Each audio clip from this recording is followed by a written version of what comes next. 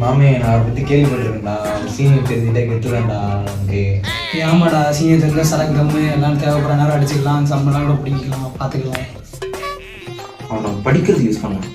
எப்படி ஏய் சீனியர்னா நம்பாதீங்கடா, கடைசியில் டீ கடையாக உட்கார வச்சுட்டு போயிடாடுறா.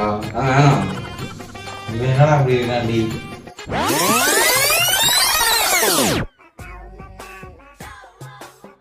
டீ காட்டு, நீ சரக்கு தம்மால் அடிப்ப, நீ அதுவும் என் பேர் வச்சு அடிப்ப, உனக்கு இருக்குடி.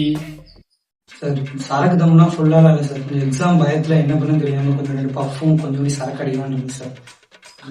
சார் அவன் படிக்கிறத பத்தி பேசினா இப்படி சரக்கு அடிக்கலான்னு பேசிட்டு இருக்கான். நீங்களே அதை புத்திமதி சொல்லுங்க சார். என்னடா கொஞ்சம் குடிப்ப, பி அழித்தினான கிழித்தினான பி தான்டா. என்ன ஸ்ட்ரெஸ் உனக்கு? ஸ்ட்ரெஸ் தான் நீ தான் நல்லா பாடுவே, அப்பப்போ ப்ராக்டிஸ் பண்ணலாம்ல, பாட்டு பண்ணலாம்ல, சும்மா அதை விட்டுட்டு சரக்கா.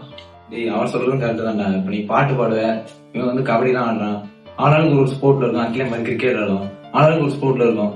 ஏதாவது ஸ்ட்ரெஸ் ஏதாவது நம்மளுக்கு மாறணும் அப்படின்னு தோணுச்சுன்னா ஸ்போர்ட் போவோம், கேம் போவோம், ஜாலியாக விளையாடுவோம், அங்கிருந்து வருவோம், ஸ்ட்ரெஸ் குறையும்.